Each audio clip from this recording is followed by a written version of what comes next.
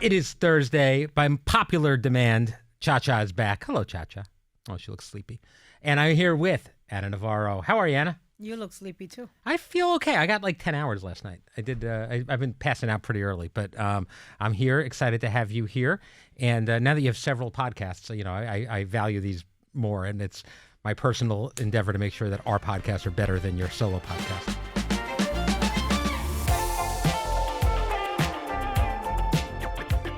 What though? So now I understand you, because you are a maniac when it comes to looking at ratings and looking at view counts and things like that.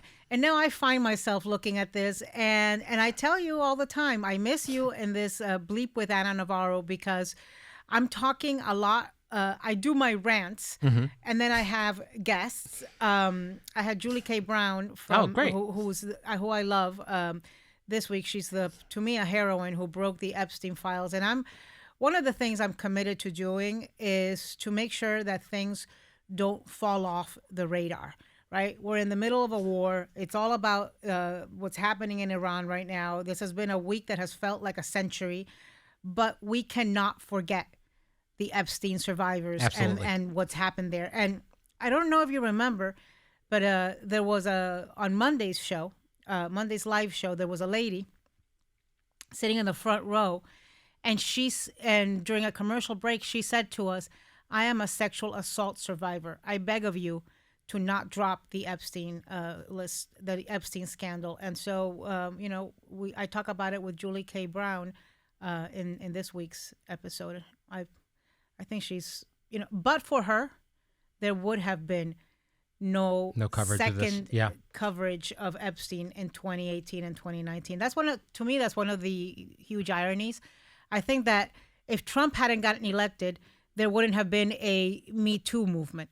And without the MeToo movement, I'm not sure that these Epstein survivors would have spoken, because they were afraid they weren't going to be believed, and there wouldn't have been this expose from the Miami Herald. And without the expose from the Miami Herald, which is why it's important to support local journalism, there wouldn't have been the arrest of Epstein files that has led us to where we are now. Years later, finally, some of the files being released. And even though I think a lot of people are still getting away with not being held accountable. It's not on our discussion list, but I wanted to throw this out here to you. You just mentioned the importance of the First Amendment. It's been a big conversation now, because for the first time in his 2 terms of presidency, President Trump's going to attend the White House Correspondents Dinner. You have any thoughts about that?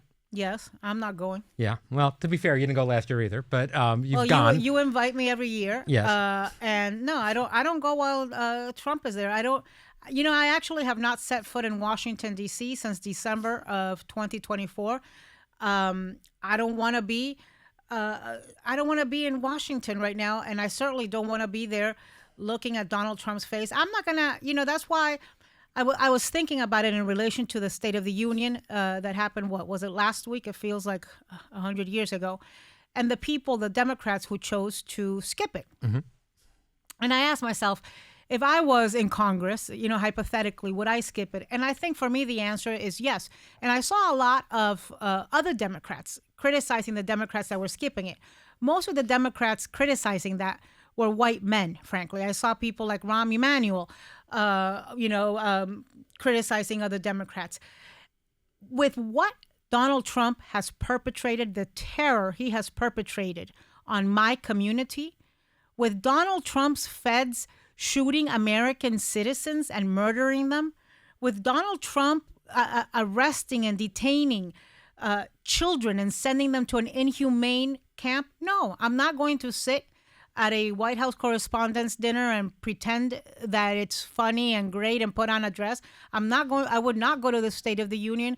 I haven't even, like I said to you, I haven't even been to Washington in over a year, but I shall be back.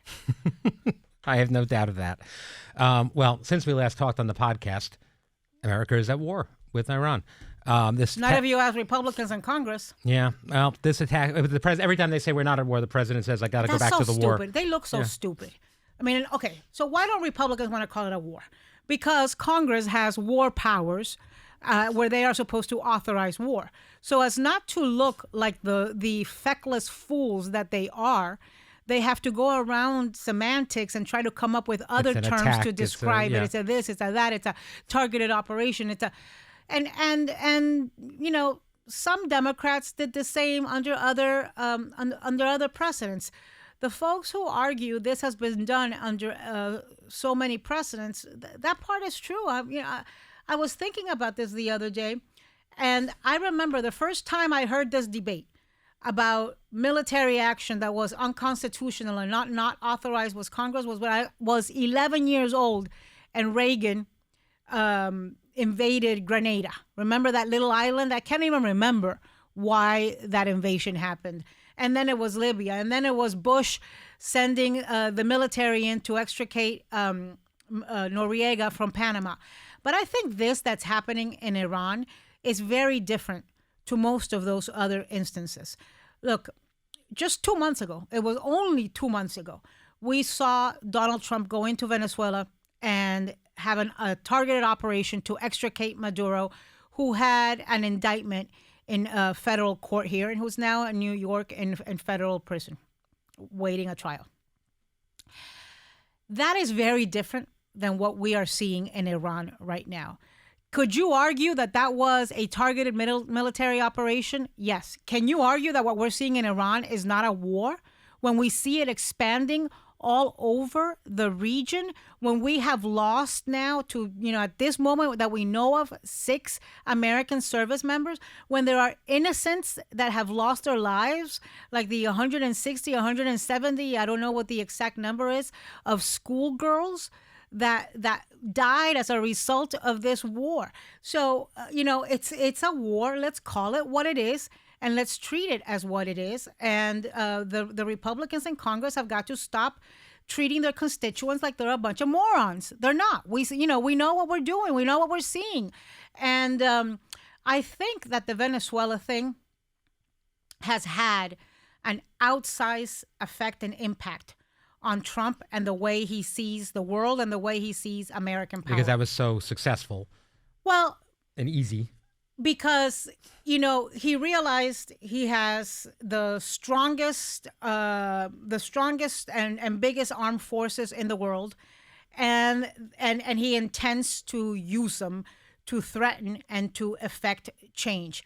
I think with Venezuela, he kind of lost his virginity, and when it comes to using all his military toys, right? Mm-hmm. I mean, this week we just sank an Iranian ship with a torpedo, something that the U.S. hadn't done since World War II. Mm-hmm. Why? Because Pete Hegseth could. Because he could press a button. And look, wouldn't it be fun to see a torpedo blow up a ship like we see in those World War II movies? And so, yeah, I do think that Venezuela has affected the way Trump thinks about the world, and certainly the way he thinks about Iran. I think in Venezuela, he thought this was very easy to extricate, get rid of the head of the regime, and then, threaten the people that are left so that they work with us and become our new besties. And, I am now Tarzan of the jungle. And I think that, he thinks he can replicate that in Iran. Iran and Venezuela are 2 completely different balls of wax. I think people where I live in Miami, they are waiting with bated breath for him to do the same thing in Cuba. I mean, on Saturday, I was in Miami, and there was this huge caravan of cars with Cuban flags. And a friend of mine called me and said, Did we invade Cuba already? And I missed it. I said, no, it's just, people feeling antsy and feeling Cuba is next on the list of countries that, that Trump thinks he can effectuate regime change very quickly by using our military might. Yeah, well, stay tuned. The other big story we talked about today was DHS Secretary Kristi Noem. She's been fielding questions from the House Judiciary Committee this week about the administration's immigration crackdown and her overall job overseeing DHS. What has stood out to you about her testimony? Her lies. She is such a bold... Kristi Noem is a liar. To the nth degree. I've never seen people lie like that in front of Congress with complete impunity and like a complete unaffected face. She got asked by Amy Klobuchar, because she testified in front of the Senate and then the House. She got asked about calling Renee Good and Alex Preddy domestic terrorists. And she said she'd never done that.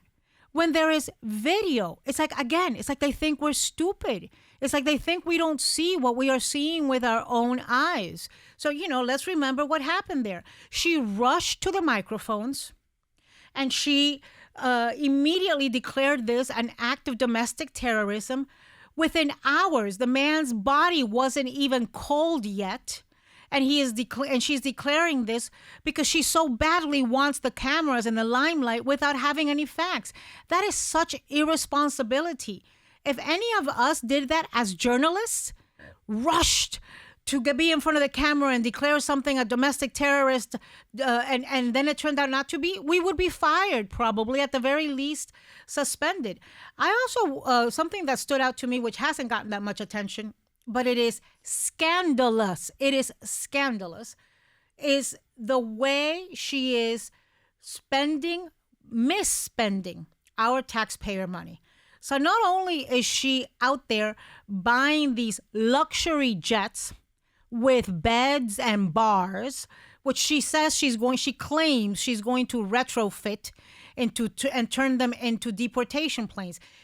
If they're going to be deportation planes, then why doesn't she buy a deportation plane to begin with? I mean, do you know the cost of retrofitting a luxury jet to turn it into a, passenger jet? I mean, that was like, I think it was Raskin who said something like, that's like buying a Rolls Royce and turning it into a Metro bus. It just makes no sense.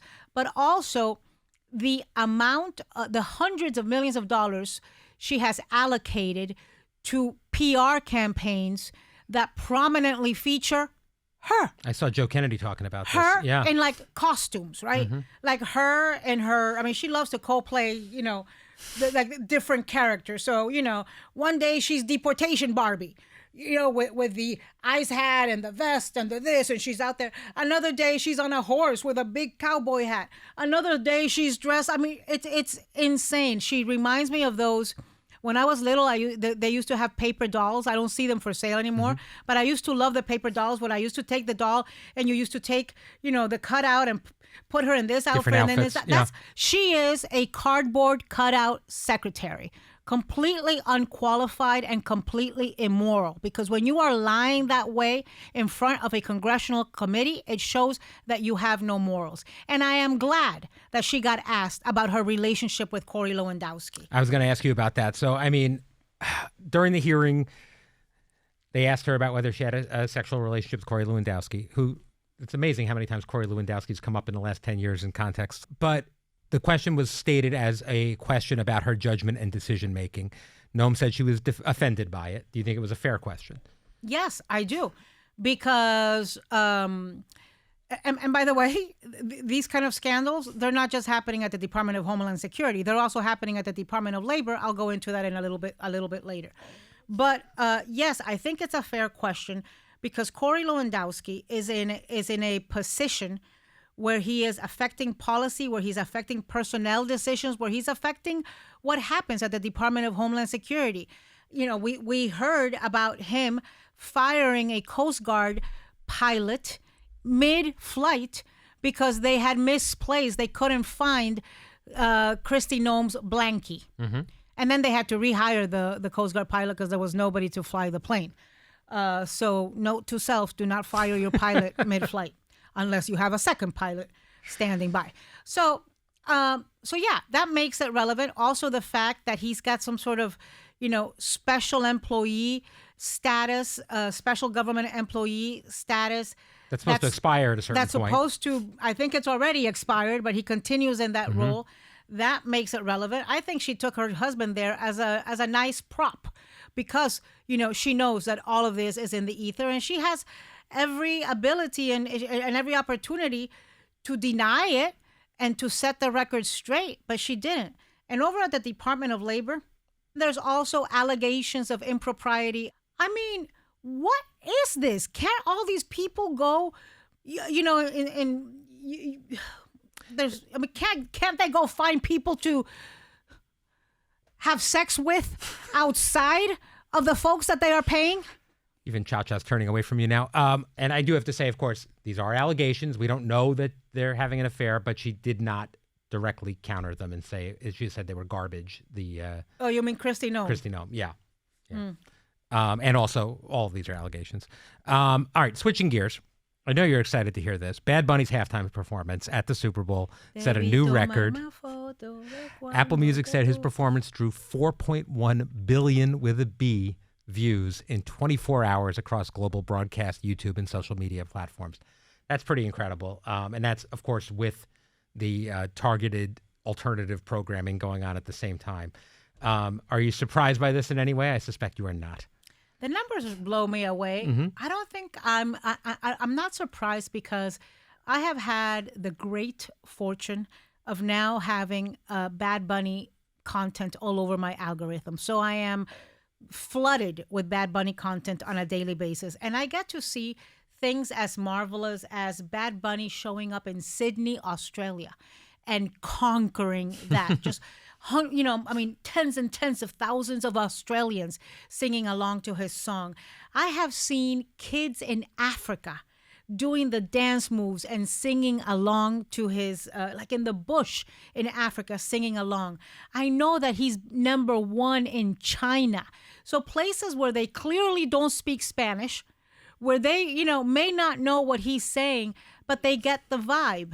And places where it's not political, where they're just enjoying it for the sake of music. So I know that he's doing great. It fills my heart every time I see like a snippet of him showing up at a new concert, because he's got a tour all over the world. He's going to Spain, he's going to France, he's going to Amsterdam, he's going to England, he's in Sydney, he was in Chile, he was in Argentina. And he strikes me, and when I've met him, he strikes me as such a grateful person. He just does not lose his sense of humility and gratitude with everything that's happening to him. And you see him get physically emotional when he pops up and he sees these giant crowds all over the world. So no, in that sense, it doesn't surprise me that he is the most viewed.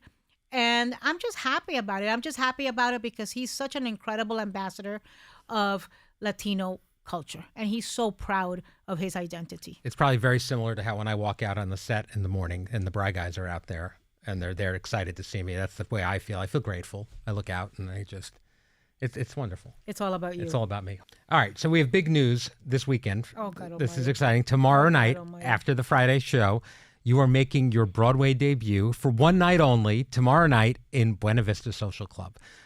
This is very big. How are you feeling about it?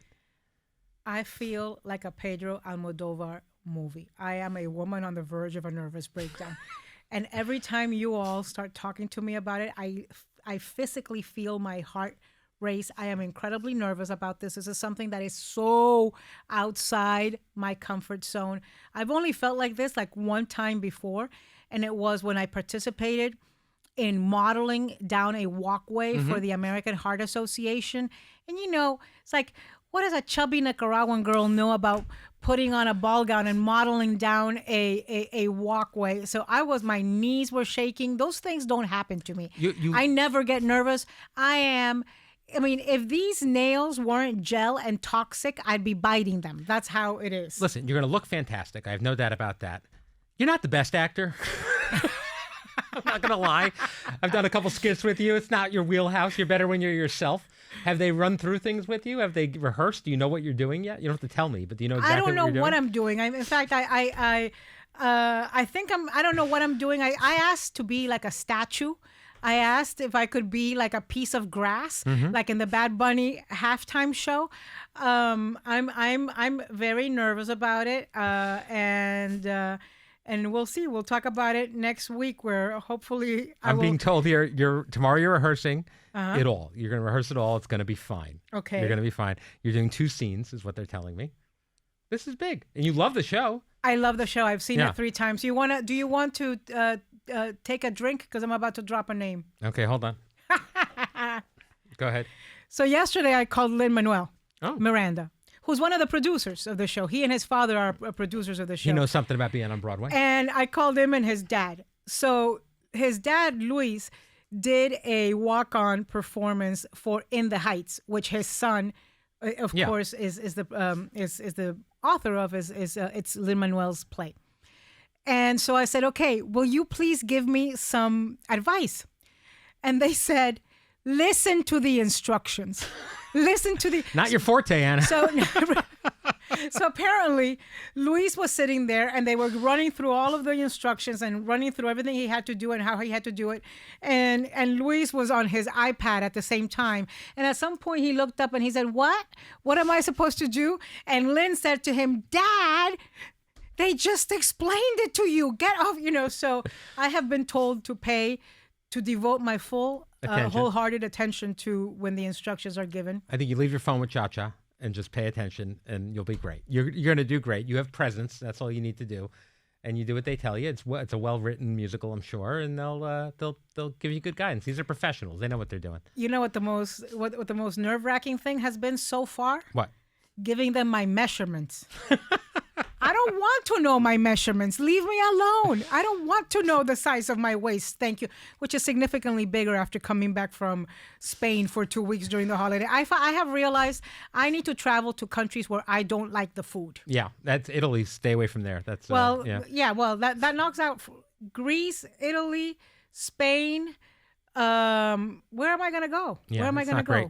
All right, going back to your show, I'm going to be there. I'm very excited. I don't want to talk about this anymore. I'm such a nervous wreck. Why are you doing this to me? We're going to have a fun behind-the-scenes footage of this on Monday, and it'll be on all of our platforms.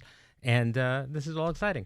You brought something. Let's take a look. Oh, God, yes. I almost forgot. Yes. So last week, we were talking about the Shaws of Sunset, which was the old show on Bravo. And the new show is... the Valley Persian style. And it features Reza, who, these are all Persians. They're Iranians. And they're so invested in what's going on right now. There's a huge Iranian American community in New York, but particularly in Southern California. And so Reza and his husband, Adam, the white guy he's married to, I told you about, have this called the Pantry List. And they make Persian nut snacks. Oh. So it's trail mix made your way. They sent it here. Open it up and let's try it. They sent, because let me tell you something. Like when you go to... we talked about this, that I've never had any kind of Persian food before. When you go to the Middle East, and look at Cha-Cha. Mm-hmm. When you go to the Middle East and you go to the markets there, everywhere you go, dried fruits. Oh, this is a date. I love dates. Dried fruit and dried nuts are such a part of their diet. They got a pretzel. It kind of kills me everything that's happening because for many, many reasons, but I've been to Lebanon. My husband is part Lebanese. I've been to Doha. I've been to Jordan. I've been to Israel. So it's just... It's so heartbreaking to think that these people have to live in these conditions where war can break out in their country at any moment, and they just have to, flee for safe ground. And I feel that sometimes we take it for granted what it's like to live here. I remember when I was in Lebanon, which is beautiful. Beirut is one of the most beautiful I've heard that places. from someone else too. It's not what you think of when you think of Beirut. Oh, it's beautiful. The nightlife, everything. It's beautiful. But, you go down the street, like the Rodeo Drive of Beirut, and just a block away, it's all these buildings with, pockmarks of bombs and shootings that have happened there, attacks. So it's, and you go to Israel and you're at any given place and there's people with guns, with automatic guns. There's military, there's police with military, and we take it for granted that in this country, at least for now, and at least in most places, we don't live like that. People in Minneapolis might want to disagree. Yeah, fair. All right, well, listen, that's all the time we have. I love dates. Cha-Cha's very excited about the food. Thank you for joining me today, Anna. You can get tickets to see Anna tomorrow on Broadway at our link. It's in our episode description. Very exciting. Also, I want to point out that if you're listening to this on audio, You can also see it on YouTube, which is pretty cool, and check it out. See the video because you get to see Cha-Cha live, which is good. And that's all the time we have for today. So we'll see you next week on Behind the Table, and tomorrow an all-new episode of The View. Behind the Table is executive produced by Brian Teta. Supervising producers are Nathan Getty and Summer Shea. Associate producers are Emily Darcy and Katerina Alexopoulos. And our editor is Brian Davis. And director of publicity is Laurie Hogan. From ABC Audio, Trevor Hastings serves as senior producer, with director of podcast programming Josh Cohen.